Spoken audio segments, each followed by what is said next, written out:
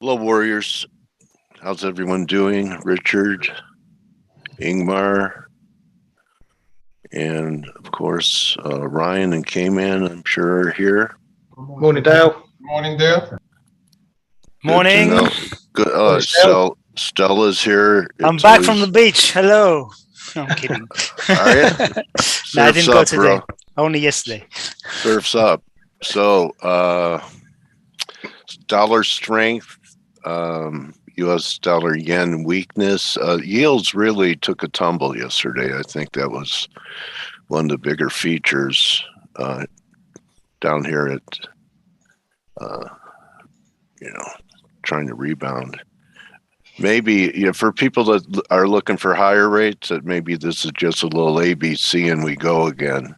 And but we start, we are under this high by a shade, so we'll see. Really, the star yesterday was this.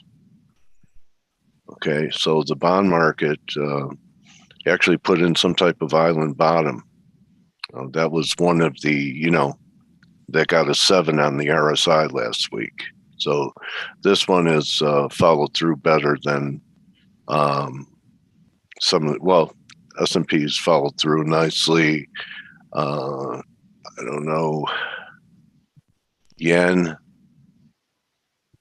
followed through. So anyway, I'm looking at all these different things here. I don't know how to get back to it. So what are you guys thinking in here today? I know you guys, are you still long yen? It looks like it could still make another run. What do you think? Personally, I'm flat for now. I think we are going to probably range a little bit.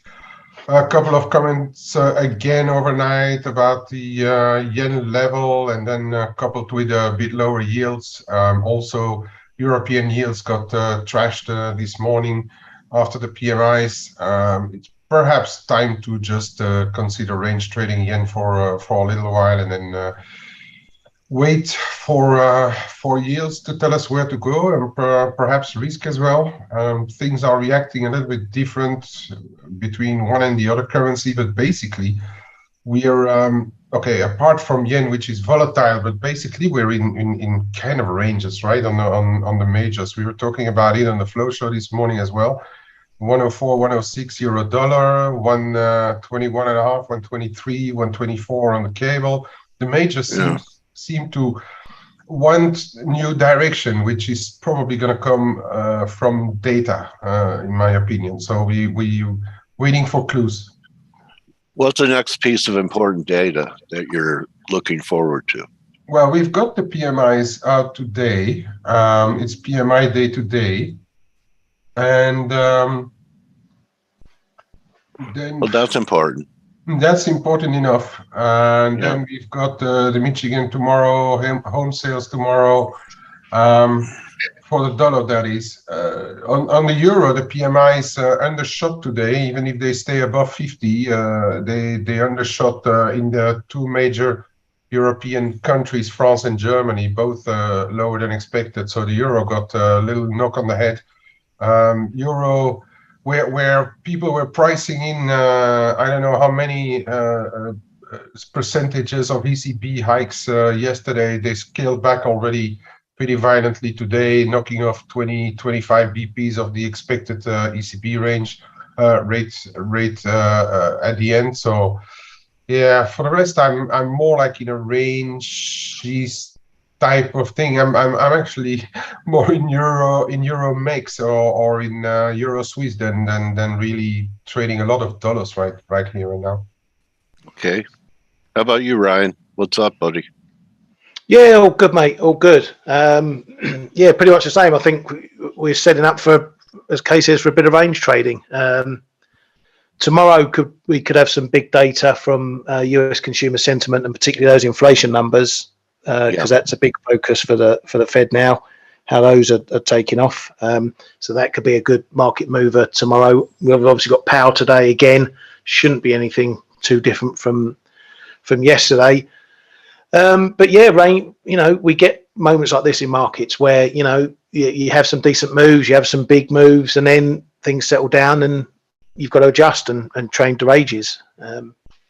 Pick your edges and do it. We did it in the S&P, all the room, not in the room yesterday, shorting up into that 38.11 zone. Blake asked the other day what all the levels are. 38.11 was one of them. We got up to 0.5, I think, yesterday afternoon, and decent pips were made by all. Just look at the downside now. If we're going to hold up here, then we should head lower. If we break it, well, what's the next level? 39's up into the. Yeah. You got some candles there just a few days ago. Up, what's that, in 38.40s, something like that. Yeah. Yeah. And those daily candles, that big red one and the one before it. Yeah. Trade the edges until it goes. Yeah, I thought this day was kind of impressive when it opened sharply lower and they brought it all the way back, and that was yesterday. So it feels like there is some accumulation going on.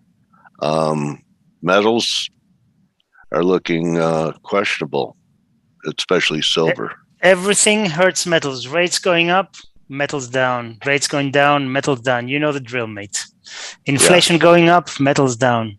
The only thing that's going to turn it is a weaker dollar, I think. And it looks to me like we have one more surge up to above 106. And that, that scenario we talked about, taking out the 103.50 lows first before there could be a turn, that's looking more likely as well. Yep. In terms of just guessing, short-term move, I think the dollar is a driver, and dollar in the yields. But let's see. You're talking about data earlier. I am starting to pay real close attention to housing data in the US. I know it's a lagging indicator, but it shows. When you have new home sales or existing home sales dropping, which they are starting to, it shows the strength, let's say, of the economy, and it's always the case that a strong housing market drives an economy, and when obviously the converse happens, then you have people who realize they start to spend less. When your home equity is not worthless, you become by default a bit more of a conservative, and it's always the case, or almost always the case, that a falling housing market precedes or is in tandem with a recession. So and we wait to see what the latest quarter GDP is, and remember, Atlanta Fed is estimating at 0. If that comes in at minus 0.1, we're in a recession. I know it's only marginal, but it's a technical recession. So we have to be careful. And this is something I am watching now like a hawk. You talked about yields. They are dropping, and these are giving now some strength to risk assets. I've been saying for weeks and weeks that I think yields are driving pretty much everything at the moment. And look, already we dropped from the highs of, what was it, 350? Yep, to 312 now, and already we've seen it is a decent move. We've seen a little bounce now in equities, and they're up again in pre-market. So I wouldn't be surprised if we hit the next two levels we've talked about, or at least I mentioned, was 38.50 and then 4100 in the S&P. 38.50 were close. Could be, it could be, and short squeezes there, or bear market rallies, I should say, they can be vicious. So I still think we're going to go lower because I do think that yields are going to break the highs and head towards 4%. But for the moment, this is bringing support to risk assets. So you have to be careful with being perma short. Let me put it that way. And it takes lower yields to take some of the pressure off tech. Exactly. There's the Nasdaq. So good morning, guys. Good morning, Blake. Hello, Blake. Hey, good morning. What did I say this time? You're gonna go against. You're gonna go to the beach. You're coming back to the beach. Are you gonna rub it in our face this morning again? No, I was gonna add that one of the things that we talked about yesterday is we're seeing this broad-based sell-off in commodities. We talked about this at length yesterday during the show. How do you think that's going to factor into the markets? Is this Is this a good thing for markets that these disinflationary pressures, we can call them, I guess, seeing, these commodities continue to just roll over? Do you think that will be supportive of the markets, or do you think the markets are going to view that as more of a negative? What do you guys think there? I want to hear from you, Stelios, but I also wanted to hear from the rest of the team too. Sorry, what? Say that again, because I was replying to an email. What do I think about? Commodity prices he was at the beach, not even listening. Come on, we'll lower commodities. Let's take somebody else's answer. I'm just kidding. I was saying, commodity prices continue to go lower, and as commodity prices continue to go lower, is that going to support stocks at current levels, or are these disinflationary pressures going to be viewed as more of a negative?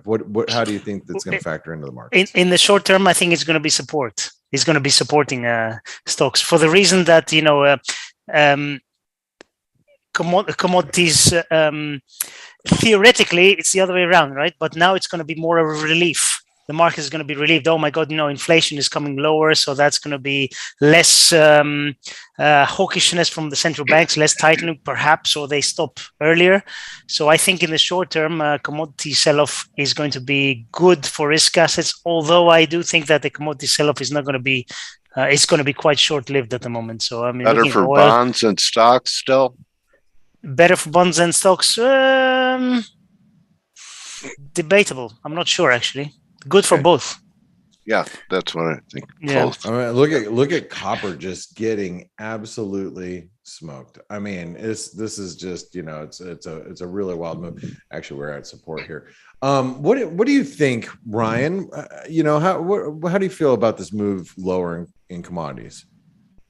Well, I think it's coming because the market is seeing potential problems for economies, softening of economies as all these central banks hike. So although it's coming off on negative news, it's going to have a positive effect on inflation in terms of bringing it lower. But then again, that can potentially create another issue because that means central banks might not need to hike as hard and fast, which is obviously supportive of bond prices because yields will come down if markets think that rates aren't going to go as high.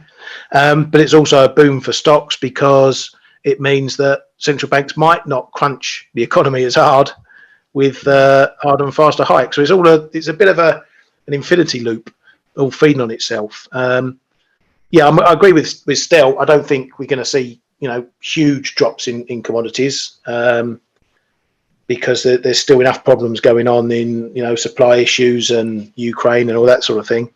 But it could mean we start to see inflation moderate a bit, and then that's going to bring down the central bank expectations. Well, and we got evidence of that overnight. Well, not evidence of that overnight. We had another central bank, really raising rates higher or more than expected, and we had the Norges central bank that raised rates to, I don't know. Did you guys talk about that yet? Nope, but we did say yesterday the risk was for them to do a 50 rather than 25 expected by the market, and that's what they did. Being at the beach must do you well, Stelios, because they did raise rates 50 and not a quarter, and that was more than the general market was expecting. Although you mentioned there was a risk, which was a great call, by the way, and so. We are continuing to see central banks. So, do another one. Banxico today, 75 or a full? How about okay? No. I want to hear from Kman. 75. Only 75. Come on, you weren't going to give us a full. 75 is good enough. It mimics the Fed. It puts the rates at 7.75%. I mean, as long as the economy doesn't collapse. I mean, it's going to be hard to be short banks, right? Yeah. True. Okay. Well, how about this? Are we going to get 75 and then 75 again in August? Well, that's a hard one, right? Yeah, you can't make those calls this far in advance. I think it's impossible. Difficulties to know what's going to happen in the next 10 minutes, let alone. It's funny. I tell people always for years, people are like, oh, what's your forecast of And I'm like, man, I have a hard enough time. What's going to happen later that day, let alone what's going to happen a week from now or 2 weeks from now. So, it's funny. That's precisely my answer. But it's going to be interesting to watch Banxico, which is meeting today. Which, by the way, I'm still bullish dollar mex or bullish Mexican peso, and the Euro mex continues to drift back down towards these lows. So I'm short the Euro mex. You are short the Euromex. I know both of us are playing the peso the same way, which is always good. Now we've seen the Aussie come off because of I want to say it's because of crude oil excuse me, because of copper. Copper's so damn weak. It's dragging the Aussie back down towards trend support. But we're also, the flip side of that is we're also seeing the equity markets firm up a little bit. And how do you guys feel about equities here? And don't let my arrow feelings, nothing more than feelings. Play the ranges, play the levels. We said about 3800, 3811. Don't get much cleaner than that. Yeah, it's right there. And really the 38% retracement comes in at 3850, 3855. So I think that's the level you have to play. One of the other things that you guys said this morning that happened overnight, we had European PMIs that came in weak, right? They're still above 50, but they came in weak. And I think Kman had mentioned that expectations for the ECB have moved lower as a result. If you think equities are going to get a little it's going to be supported, and we're going to see some maybe a bounce in the S&P. One of the better trades might be actually selling the Euro Aussie. Check this out. And I thought this was a really interesting chart. I've been looking at the Euro Aussie as a possible breakout. If we broke out above 152.80, look at this spike higher, almost to the 200-day moving average. You could argue that this is a false breakout. And if we get a recovery in risk and you continue to see stocks, push higher from current levels, and I'm not saying that the S&P is going back to to new all-time highs, but if we recover, let's say back above 4,000, which is entirely possible, then we see, the Euro Aussie move back down towards, the 150 level and maybe even lower. Especially you start to look at copper, and copper is so weak, but copper could bounce back as well. And that's one of the other things that I when I see something that's so oversold like this, I start going, okay, well, where's the bounce levels? We're approaching, maybe some oversold conditions. We got some oversold conditions, horizontal support. We might go a little bit further down to this breakout point here. But once we start getting down at these levels, how about if we get a bounce in risk or a bounce in the copper market? Well, if that happens, then I start looking at currencies like the Euro Aussie. Euro Aussie is possibly being a reversal. So how do you guys see the European PMIs? I mean, I know they're weaker, but do you read any further into that? I see that Steve has popped in here. Maybe Steve's got an opinion about the Eurozone data that came out. Steve, an opinion? No, can't happen. Steve has zero opinion. No, never. Hello, Steve. Hello, guys. How have you been? Hello, Steve. Good. Hello, Dale. Hi, guys. So, Steve, good morning. And what do you think about the Eurozone data that came out overnight? I think in general, we are in an environment of slowing growth. And imagine in Europe specifically, we still haven't seen the ECB practically do anything to cause that, right? Quite the opposite. So I've said it before. I think we are headed for we are really headed for recessions. Now the question is, do we see that happen quite immediately, or it takes a little bit more time? In the grand scheme of things, in my opinion, it doesn't change much. But I'm very pessimistic about the fate of the economy at the moment. And the problem is not central banks reversing policy. That is just the pin that is pricking the obvious bubble. The problem is that the economic fundamentals have not been solid for many, many, many years, and we're just sustaining, a situation that, in essence, puts lipstick on the pig, right? So, I think we'll have to go through it. Yeah, What well, shade? you if you think about the economic cycles that economies have, just what's the average growth period, time periods between recessions? It used to be 7 years. Yeah, like 6 to 8 years, right? And because of on average. Yeah, on average, and because of the great, I actually have had charts on this, and we pulled it up on our ForexAnalytix private shows that we do for our clients. But without having the data in front of me, I'll just say that if you go back post financial crisis, after the collapse of Lehman Brothers and Bear Stearns, we had an expansionary period from basically 2008 to 2011 or 2019, excuse me. As we were heading into 2019, it looked increasingly likely, just kind of faced with the situation we're in right now. Economic data is weakening. We're probably going to head into a recession. It makes sense anyways. Here we are 11 years, multiple years past our typical cycle, but because of quantitative easing that we were doing, or the Fed was doing, it prolonged that bullish cycle. And we were just on the cusp of really collapsing in the global economy. And then COVID hit, right? And COVID hit, put the economy into a tailspin for a month and a half.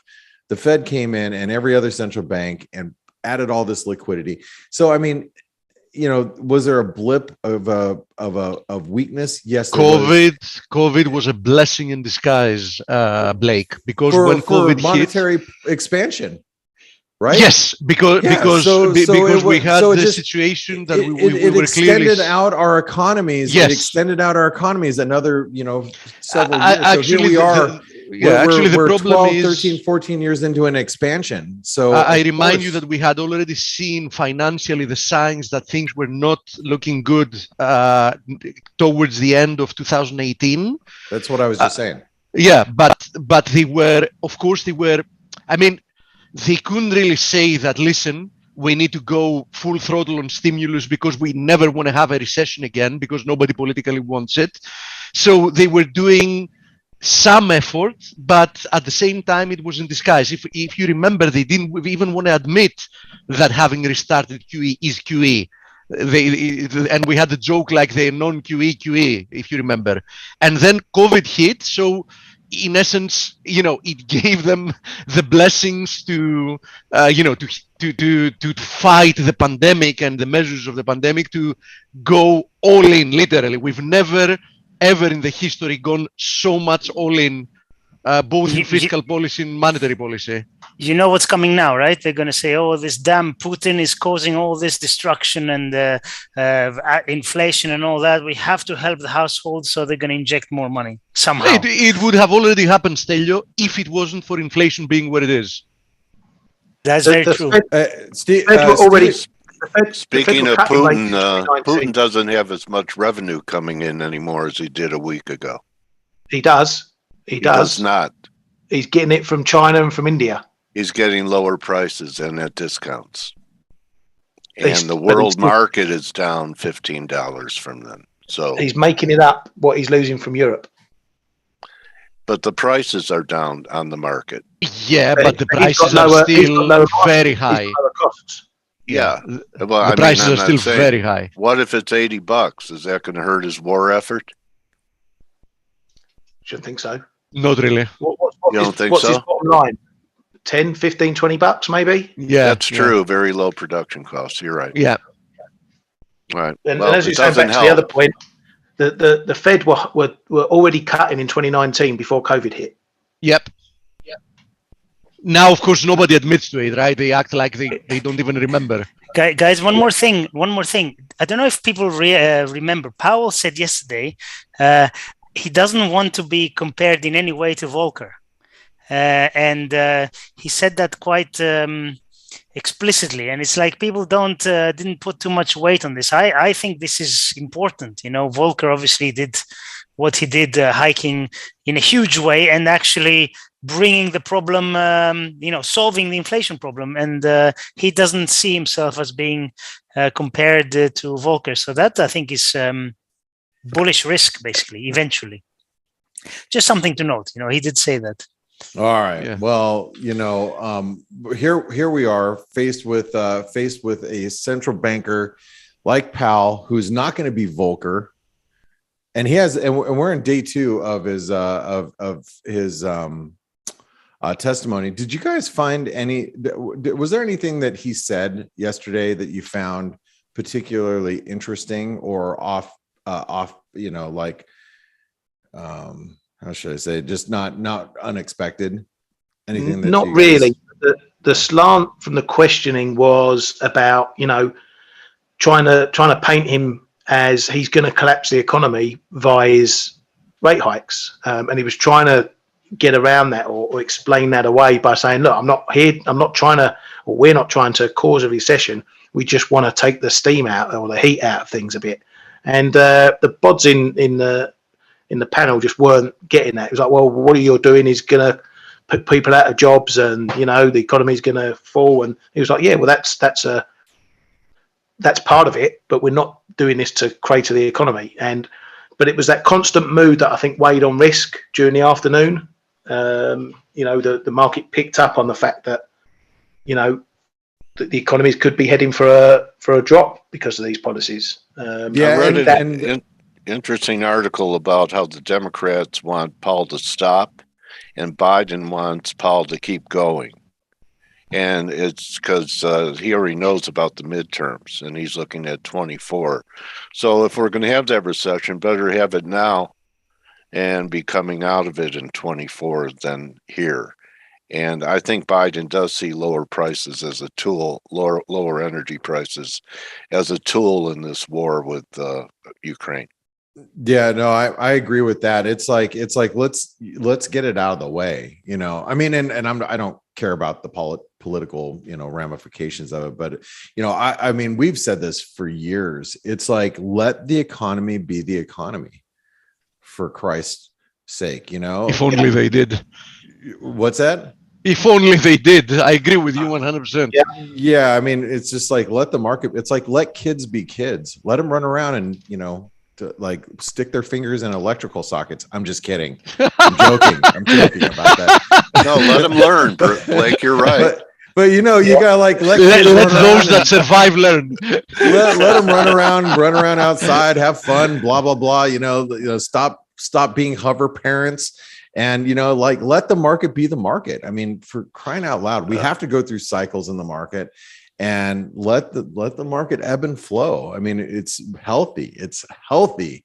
It's unhealthy to get when you look at an S&P, like I'll just use the S&P because that's the benchmark that everybody uses. That's why we look at it. If it was the DAX, I would just look at the DAX all day long. But you look at this move, especially since this right here, from the housing crisis to that move that we've seen. This is what I was trying to illustrate as far as what the Fed has done.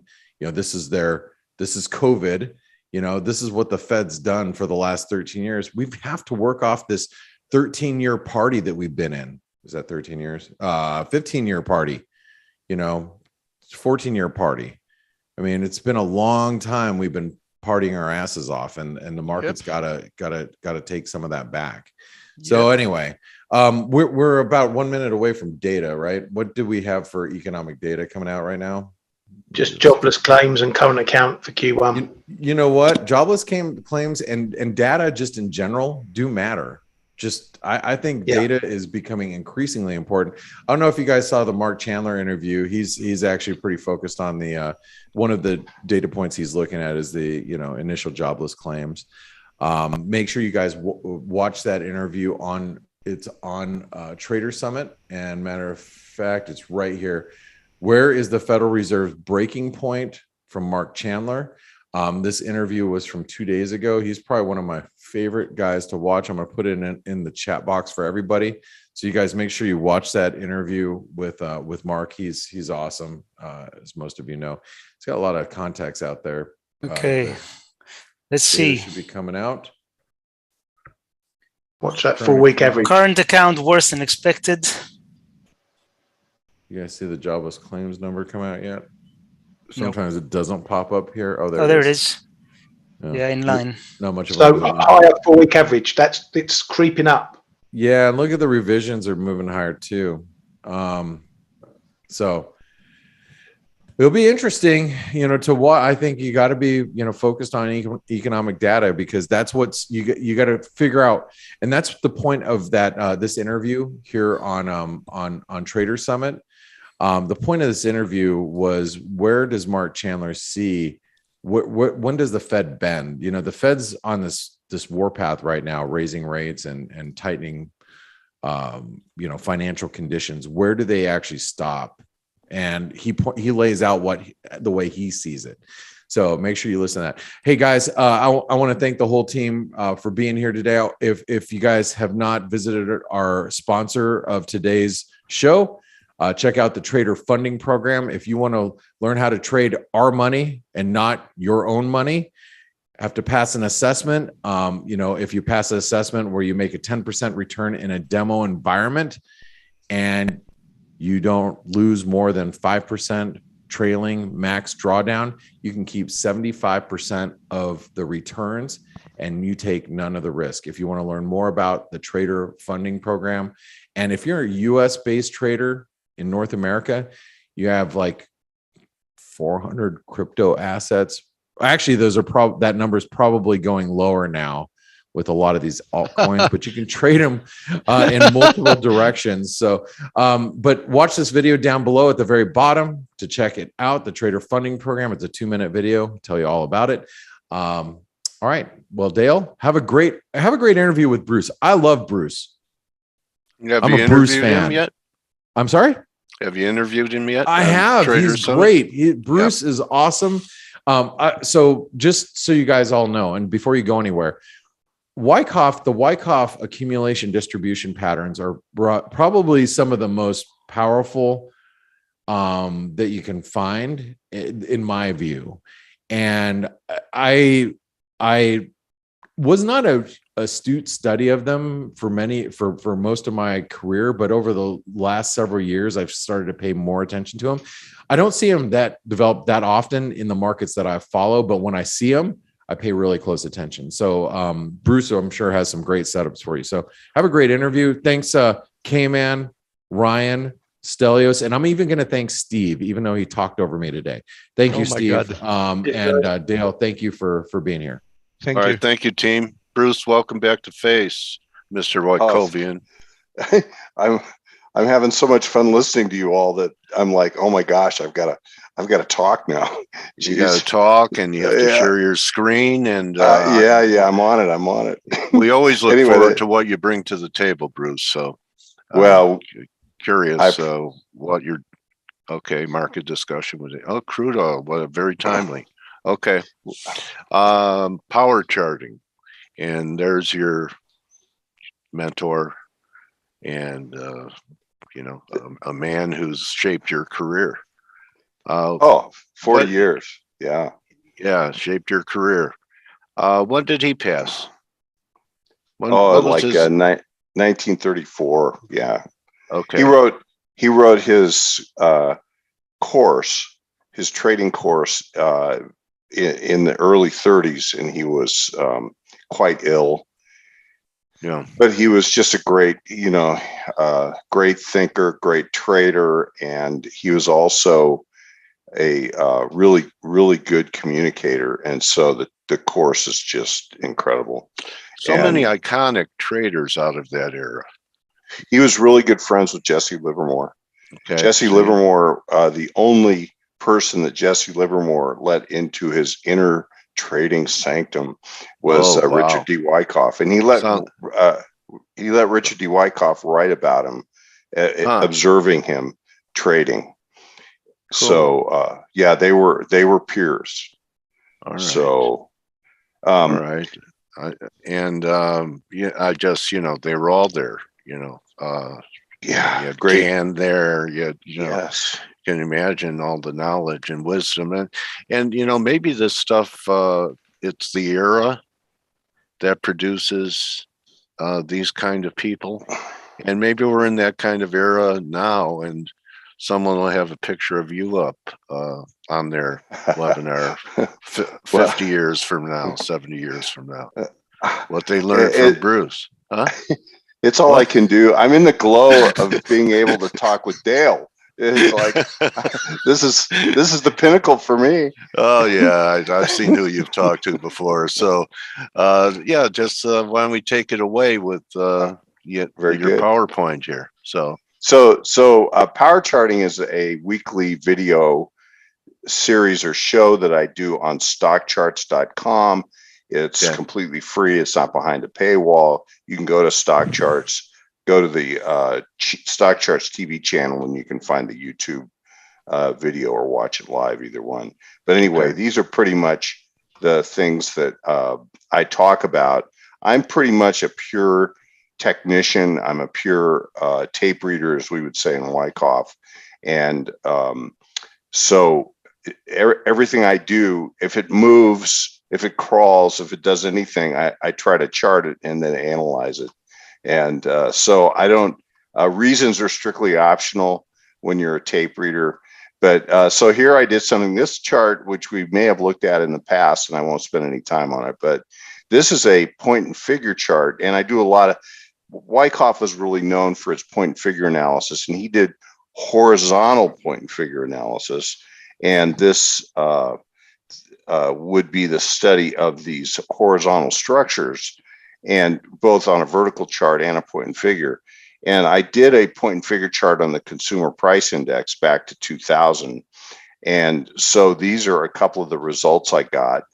And here you can see this initial count, which is this yellow area, gives us a count objective range 8.25 up to 1188, which would be kind of ouch. But at the time that I did this, people were like scoffing, and look where we are. And so this is 8.6. But I'm going to make a case here in the next few minutes why I think we may, because we did get into the middle of this objective range, that we may be done going up for a while, hopefully for a long while. But, like I said, we just got to follow what the charts tell us. Yeah, and the amazing thing is that most people would think that you could only use point and figure for things that trade. And this is a clear example that you can use them for a series of data points. Well, and the other thing, I've never seen them used this way, Bruce. That's what I'm saying. And I had somebody point out to me, a friend, who said, well, everything that's in the CPI, it trades. Markets are made in all the components, so it's like an index. It is an index. So anyway, here, consumer pain index. Oh gosh, and it's not good stuff. It's like I'm really feeling the pain for everybody, including, my family and so on, and the gas price. I'm gonna talk about gasoline in a minute too, but here, this chart, you can see this is from 2020. I did a horizontal count of crude oil at that time, and that count took us up to an area of 92 to 112. And so we actually had only three trading days in a climactic acceleration where we went above that 112 area and then immediately turned back down into this zone, which was what we would call in Wyckoff, we would call this a buying climax and a automatic reaction. And then we have been range bound ever since. We recently have thrown over the top of this area here, but have not gotten back to the top of the climax. And so mostly once this count objective was exceeded, it snapped right back into it. Happens a lot that way. And then has spent time. Now it's very possible that we're getting a reaccumulation for another what we would call a reaccumulation confirming count. And so now look at what we have. And now with point and figure, you can get objectives. There's no better way in my mind to achieve a price objective from a structure. But at the same time, we can't tell the timing of it. We have to turn to other things like cycles, and which could very well augment this. So this could happen a long time from now. Is this chart not updated because we did trade much lower than your last circle that you have on the chart here? Right there, it's June 15th, and I don't break in the last big break, a $15 break in the last week or so. And so we continue to be range bound in here, and so I consider that actually to be good. And I brought the chart up to date. Let me clean this up. And so here you can see what has happened since. This is through the 22nd, so yesterday, and you can, I put the point and figure objectives here. You can see this yellow box area represents the area of the point and figure objectives. Attempts to get above it, another attempt on a test to get above it has fallen back in. And also is back to the trend channel line. And so it may hover around here.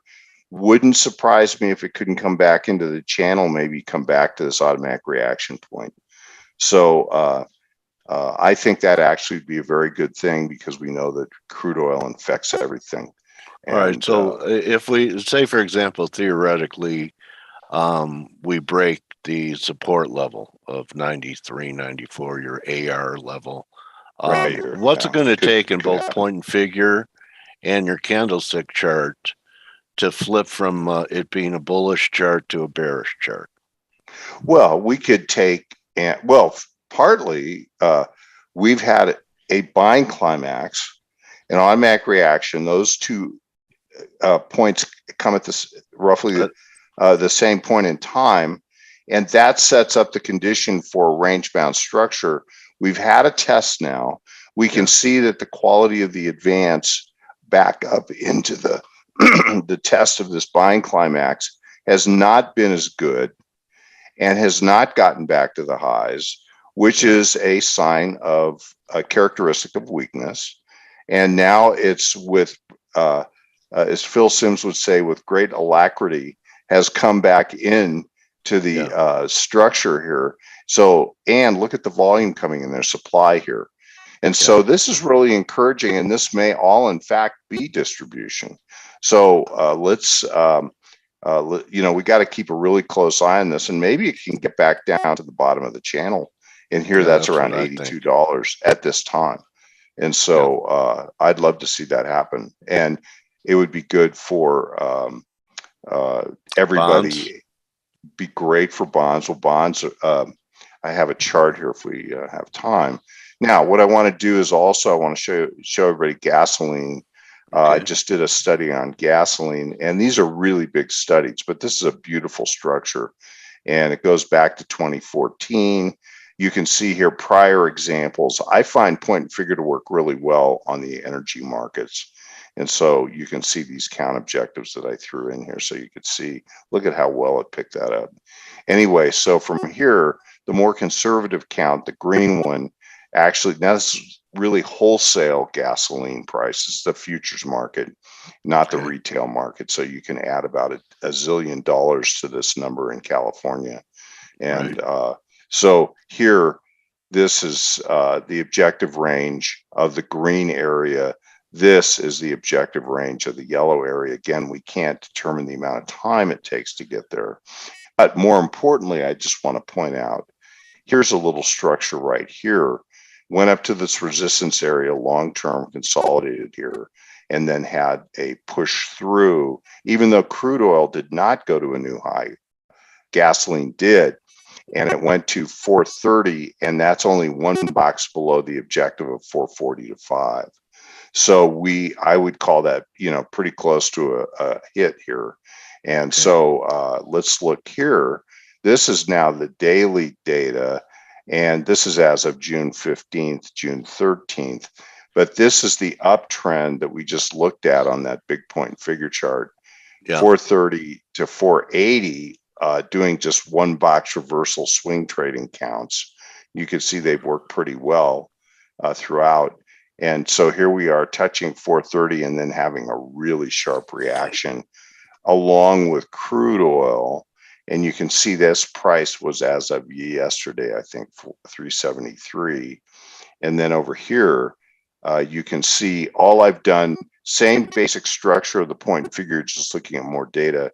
And I took a big count here of this accumulation that goes back to 2018.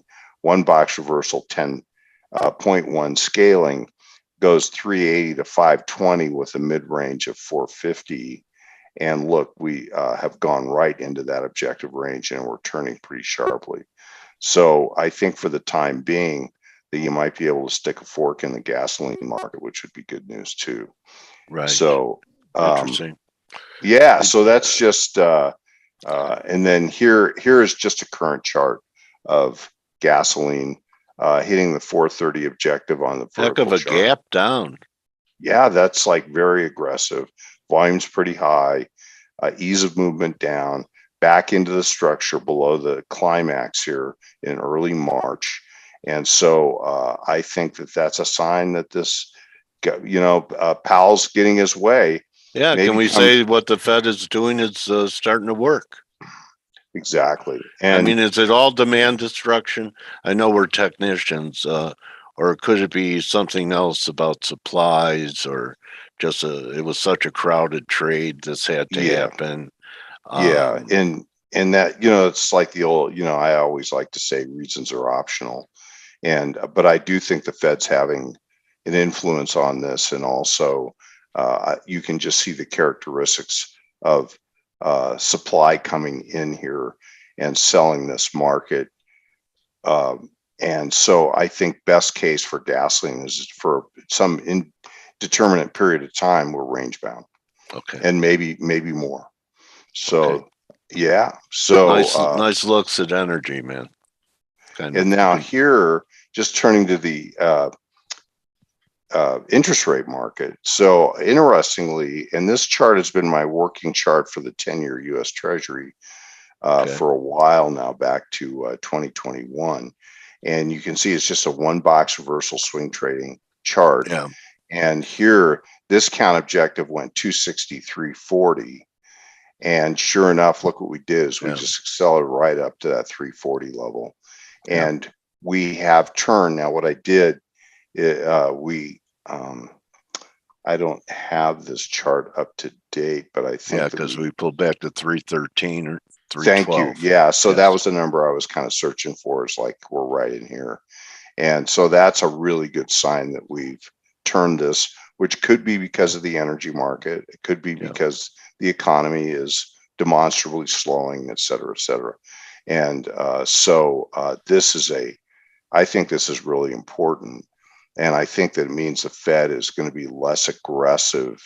They may talk tough, but they're probably going to be a little less aggressive than raising 0.75% at every meeting like they're talking about. They don't want to do that, I don't think. This is just a yield curve chart over here. Shows the yield curve has gotten down to zero, pretty close. It's flirting with zero. This is an indication of recession. Tight money. So when you get a negative yield curve or a flat yield curve, that's tight money. And so the consequences of that is it starts to really weigh on the economy. Now, the difference between 2019 when we went to zero, look what the 10-year and the 2-year were doing. They were dropping. Rates were falling. So at that time, and this chart really was made back then, at that time, I said, this is no big deal because the rate structure is falling across the board. Look at it now, Dale. Yeah. It's just like, oh my God. Yeah, it's very tight money. So what are the implications of the two different environments with the same results? Does it mean anything different? I mean, I think I just think it means that the Fed was accommodative back here Yield curve went to 0, but it didn't mean recession because we had falling rate structure across. Yeah, and here we have a very steeply rising rate structure, and this truly is a tight money environment, which is likely to give us a recession. And so I wouldn't surprise me if the GDP number for the second quarter comes in negative. But remember, we all have to remember that's old news, and that when we finally get the GDP number, the market participants are way ahead of that information. So here's Blake had mentioned schematics. So I'm just showing you these. I'm not going to talk about the mechanics or the specifics, but certainly go read my blogs. Those are at Stock Charts too, and read about distribution structures. You can just go back into the archives and look this one up. Here's the date of it back in 2015 and read about it. And what time's your show on? I know they record them, but can people catch it live? Yes, they can. It's Friday. Used to be 3 o'clock Eastern. I think they've moved it up, or they're going to move it up to 1:30, but Friday afternoon. Okay, thanks, Bruce. And then very shortly thereafter, it goes to YouTube. Okay. So we have about 10 minutes left? It's as long as you want. Yeah, Dale, you spoil me. Or as short as you want. And so you're the guest. Thank you. Here is the Nasdaq 100, and so we know how it's been just bludgeoned here.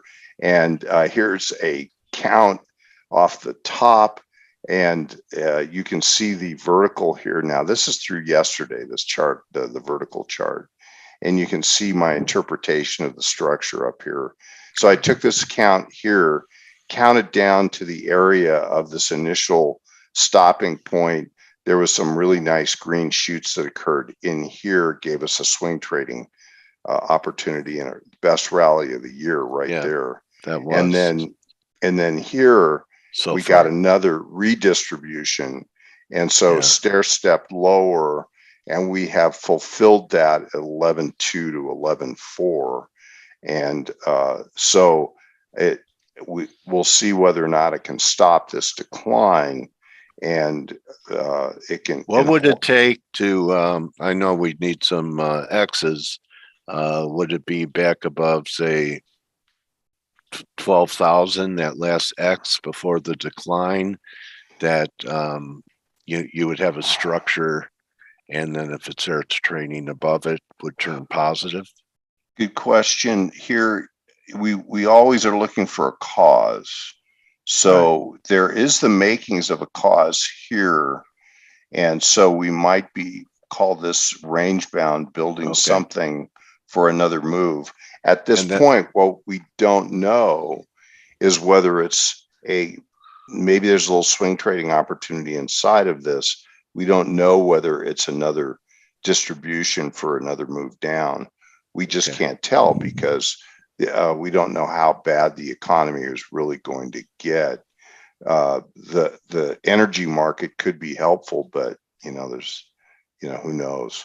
Now let me see if I can't maybe answer that question a little bit more conclusively. Here's the S&P, and here's the distribution structure.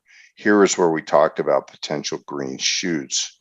By the way, we meet every Wednesday afternoon. Roman and we both taught together at Golden Gate University for years and years. And we do a Wyckoff market discussion every Wednesday. And you can go to wyckoffanalytics.com and see some of our recent episodes. And also you can come join us sometime. Anyway, so here, a couple things. Well, this has been my working chart. So it's a mess for really since the fourth quarter of last year, because when we had this big break, we were like, okay, this is really important supply showing up here. This could be the beginning of something really big. And so sure enough, then we had a buying climax, acceleration, throw over into at the top of the channel. We up thrusted the buying climax, tested it, and immediately failed. And look at the incredible weakness that came on the failure there. And then continued to build a distributional structure. I have another chart on this. It's kind of interesting, which I I made it just for you, and I will see if it works. Anyway, here's the downtrend. Here and here, throw under occurred, oversold. And so look, the other thing I want to point out, and I've studied this back to the 1800s, and this is quarter end behavior in the indexes, stock indexes, quarter end, year end. Look at this, up thrust right into the end of the year. That was all she wrote. Quarter end here. And now we have another quarter end coming imminently next week. And look at the selling. I think that there's been window dressing and selling by large institutions. Look at the gaps in here. I mean, this is just, it's like a panic. It's like a selling climax. And now we'd have to get a really sharp rally back up into here to really say that this was exhaustion selling and that we're range bound. And maybe we either, because third quarter, and not to be political, third quarter is before the November elections. And so I believe that the Fed, this is always the case, doesn't matter the party, but the Fed doesn't want to look political.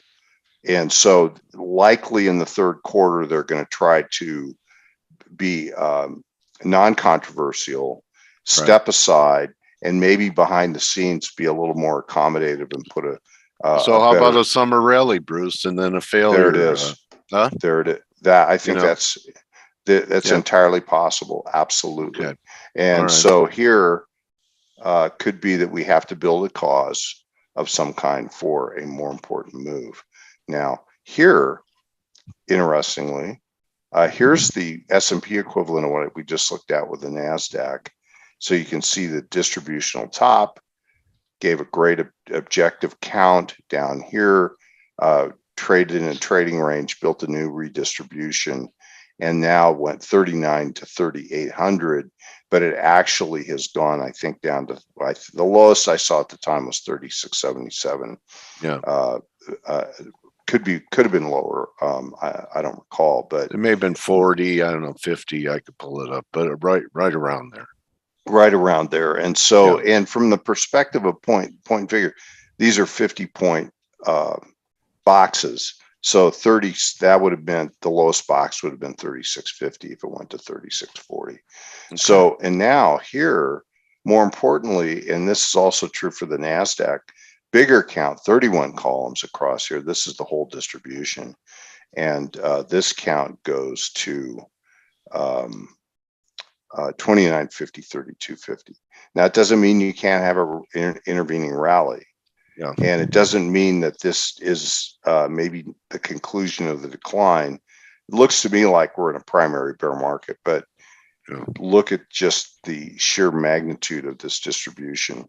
And yeah, I think that's right around 61.8 back, Bruce, from the COVID low to the high of last year. Interesting. Yeah. And so here, I'm not going to spend any time on this. This is NASDAQ stocks above their 50-day moving average. Yeah. I love this as a breadth indicator. Lower lows in June, higher lows on the NASDAQ. So this might be a green shoot, might be. But most everything I'm looking at, you can look at data like bullish percent and other breadth data for sectors and so on. Here's the New York, new low. Now, I can only go to zero, but I mean, only 10% of stocks are above their 50-day. And so we need to see two things from this indicator. One is it starts to make higher lows. And then the other thing is it shows directionality. And I don't think we have a cause built yet for a move. And I'm not sure we'll ever get one. But I'm just pointing out that that would be the things that we would look for in Wyckoff land. And then here, kind of a fun, interesting chart. I've been keeping up for a long time. This goes back, this really comments Blake was making about the uptrend of this really historic move. The amount of Fed easing that took place from 2009 to the present is unbelievable. And still the Fed could be arguably easy here. So look what we've done. We're still at negative rates. It's still at negative rates. Yeah. And there's nowhere way possibly that they could say that Powell is like Volcker. Volcker was, he got rates above the inflation rate, and that broke the back of inflation. He did it twice, according to Steve Volge. My memory's foggy. I traded through that. I don't remember a start and stop. Do you? Where Volcker went through a tightening cycle and then eased up and then went back to it, and that's what finally did it? I guess I'd have to go back and look at my data, but well, Steve Volge, he's a very good market historian, so I'm sure he's right. If he and so maybe that's what we get here. The Fed starts getting nervous and they pull back a little bit, and then they have to go at it again. It took all of the 70s for them finally to get serious at the Fed about tightening, because they just kept ramping up inflation throughout the 70s. And that's it took all of the 70s and 80s for me to get serious about life. So it took me longer than the Fed. All right. That's 70s, funny. college days, Bruce. So yeah. Oh God, I wish I was back in the dorm. I wish I could remember those days.